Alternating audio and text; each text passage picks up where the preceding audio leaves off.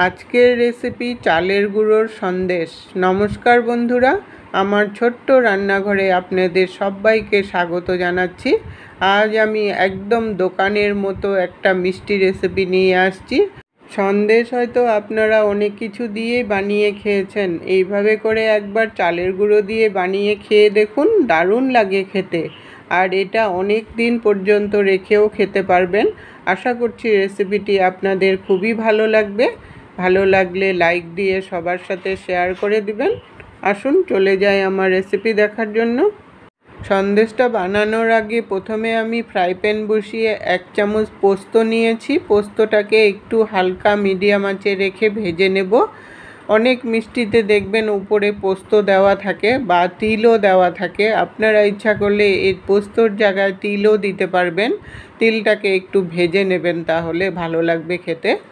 এটা কিন্তু একদমই অপশনাল, আপনাদের ইচ্ছা করলে দেবেন, না ইচ্ছা করলে দেবেন না।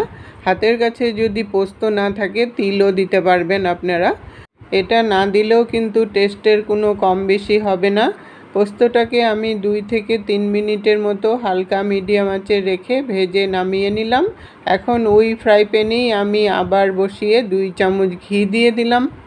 ঘিটাকে দিয়ে এখন ঘিটা একটু গরম করে নিয়ে তারপর 2 কাপ চালের গুঁড়ো দিয়ে দিব। আপনারা যদি ঘি খেতে না চান তাহলে ঘিটা স্কিপ করতে পারেন, এমনি শুকনো খোলায় চালের গুঁড়োটাও ভেজে নিতে পারেন, তাহলেও খেতে খারাপ লাগবে না। অবশ্য ঘিটা দিলে একটু ভালো লাগে খেতে। ঘিটা দিয়ে ভাজলে সুন্দর একটা সন্দেশটার মধ্যে ঘিয়েরও একটা ফ্লেভার আসবে। ঘিটা দিয়ে এখন মিডিয়াম আঁচে রেখে আমি 3 থেকে 4 মিনিটের মতো চালের গুঁড়োটা ভেজে নেব।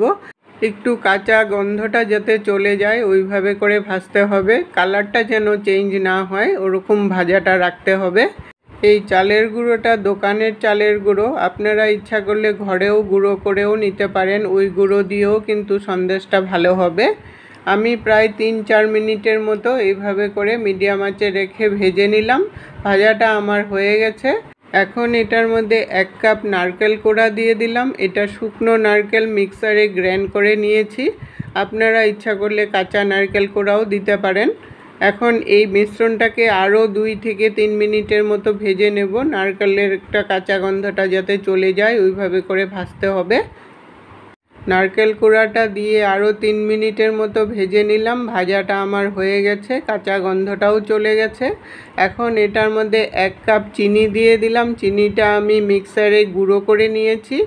আপনারা ইচ্ছা করলে দানা চিনিও দিতে পারেন, কিন্তু গুঁড়োটা দিলে তাড়াতাড়িও হবে আর মিশবেও সুন্দর করে। মিষ্টিটা অবশ্য আপনাদের টেস্ট অনুসারে দিবেন।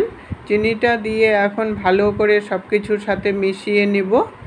মিশিয়ে নিয়ে তারপর এটার মধ্যে আমি 2 কাপ দুধ দিয়ে দিলাম। দুধটা কিন্তু একটু বেশি করে দিতে হবে, কারণ এটা চালের গুঁড়ো, চালের গুঁড়োতে কিন্তু সোক করে নেয়। 2 কাপ দিয়েছি, লাগলে কিন্তু আপনারা পরেও দিতে পারবেন।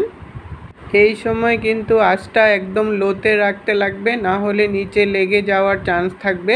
দুধটা দিয়ে ভালো করে মিশিয়ে নিয়ে তারপর যখন এটা আঠা আঠা ভাব চলে আসলো তখন এটার মধ্যে আমি 1 প্যাকেট গুঁড়ো দুধ নিয়েছি। গুঁড়ো দুধটাকে খুলে দিয়ে দিলাম। এই দুধটা দেওয়ার জন্য কিন্তু রেসিপিটা খেতে দুর্দান্ত টেস্ট হয়।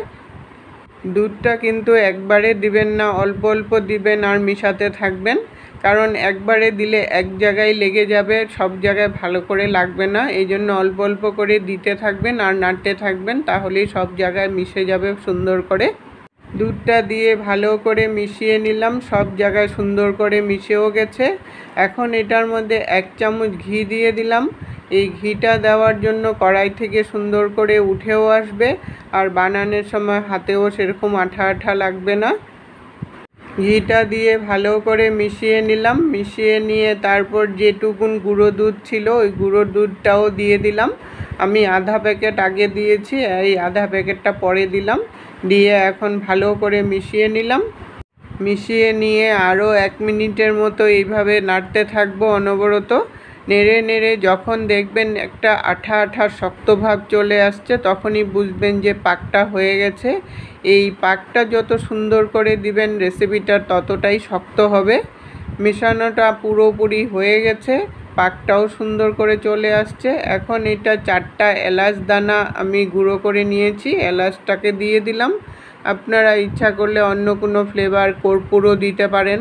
এলাচ দানাটা দিয়ে ভালো করে সব কিছুর সাথে মিশিয়ে নিয়ে আরও 1 মিনিটের মতো পাক দিয়ে নিলাম। পাক দিতে দিতে যখন দেখবেন এইটা গোল একটা নাড়ুর আকারে সৃষ্টি হয়ে গেছে, তখনই বুঝবেন যে পাকটা পুরো কমপ্লিট হয়ে গেছে। আর পাকটা যখন হয়ে যাবে তখন দেখবেন অটোমেটিক কড়াই থেকেও উঠে আসবে। কড়াই থেকে উঠে গেলেও বুঝবেন যে পাকটা হয়ে আসছে।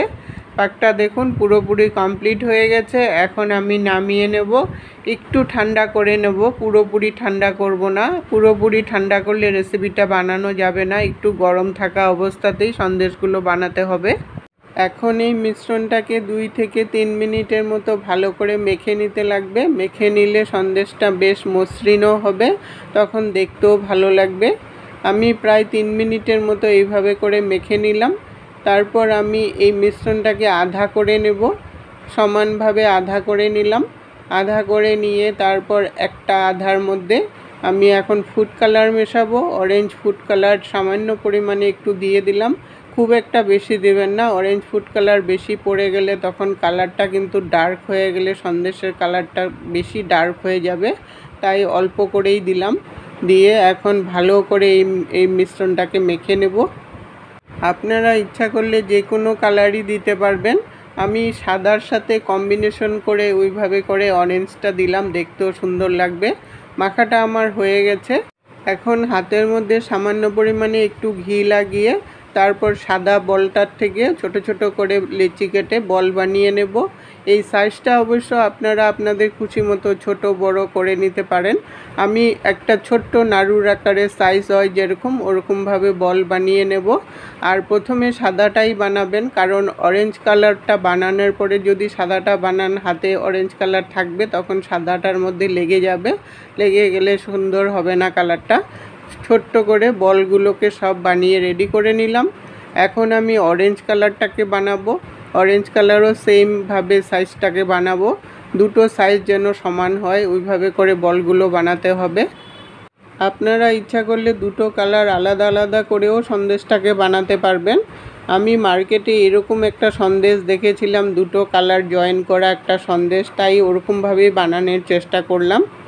সবগুলো বল আমি বানিয়ে রেডি করে নিলাম। আর সাইজটাও কিন্তু দুটোটা কালারেরই সমানভাবে হয়েছে, তার জন্যই সুন্দর লাগবে দেখতে। এখন দুটো কালারের একটা একটা করে বল নিয়ে হাতের মধ্যে নিয়ে এইভাবে জয়েন করে দেব। জয়েন করে তারপর একটা লম্বা ধরনের শেপ করে দেব। এই শেপটা অবশ্য আপনাদের খুশি মতো করতে পারেন, কেউ গোলও রাখতে পারেন, কেউ লম্বাও রাখতে পারেন। আমি একটু লম্বা ধরনের শেপটাকে করে দিলাম, দেখতে সুন্দর লাগবে। এইভাবে করে বাকি সন্দেশগুলো বানিয়ে নেব। একটু জোরে চাপা দিবেন, যখন হাতটাকে ঘোরাবেন তখন জোরে চাপা দিয়ে ঘোরাবেন, তাহলেই দুটোটা জয়েন লেগে যায়। জয়েন লাগার পরে একটু হাত দিয়ে চাপা দিলেই লম্বা শেপ করে দিবেন। এরকমভাবে শেপ করে নিয়ে সবগুলো রেডি করে নিলাম। এই কাজটা কিন্তু গরম থাকা অবস্থাতেই সব সন্দেশগুলো বানিয়ে নিতে লাগবে। বানিয়ে নিয়ে তারপর যেগুলো পোস্তটা আমি ভেজেছিলাম, পোস্তটা প্লেটের মধ্যে নিয়ে সন্দেশগুলোর মধ্যে লাগিয়ে একটু হাত দিয়ে চাপা দিয়ে দিলে পোস্তটা সুন্দরভাবে বসে যাবে। এইভাবে করে পোস্ত দিয়ে আধাটা সন্দেশ বানিয়ে রেডি করে নিলাম। তারপর ওই প্লেটের মধ্যে আমি ড্রাই নারকেলের গুঁড়ো নিয়েছি। নারকেলের গুঁড়োটা আমি দিয়ে চারদিকে একটু ছড়িয়ে দিলাম। ছড়িয়ে দিয়ে তারপর আধাটা সন্দেশ এইভাবে নারকেলে লাগিয়ে তারপর একটু চাপা দিয়ে নারকেলটা সুন্দর করে লেগে যায়, ওইভাবে করে নারকেল দিয়ে এটাকে বানালাম। দুটোটা সন্দেশ আমি রেডি করে নিলাম। এখন আমি 2 ঘন্টার জন্য একটু ফ্রিজে রেখে দেব, তাহলে এটা সেটও হয়ে যাবে আর শক্তও হয়ে যাবে। 2 ঘন্টা পরে আপনাদেরকে দেখাচ্ছি কতটা শক্ত হয়েছে সন্দেশগুলো। দেখুন বন্ধুরা কতটা শক্ত হয়েছে সন্দেশগুলো। এইভাবে করে সন্দেশ বানিয়ে আপনারা অনেক দিন ফ্রিজে রেখে খেতে পারবেন। আজকের টিপস, সন্দেশ অনেক দিন শক্ত রাখতে হলে মুড়ির মধ্যে রেখে দেবেন। এতক্ষণ সঙ্গে থেকে বহুমূল্য সময় দিয়ে আমার ভিডিওটা দেখার জন্য অসংখ্য ধন্যবাদ বন্ধুরা।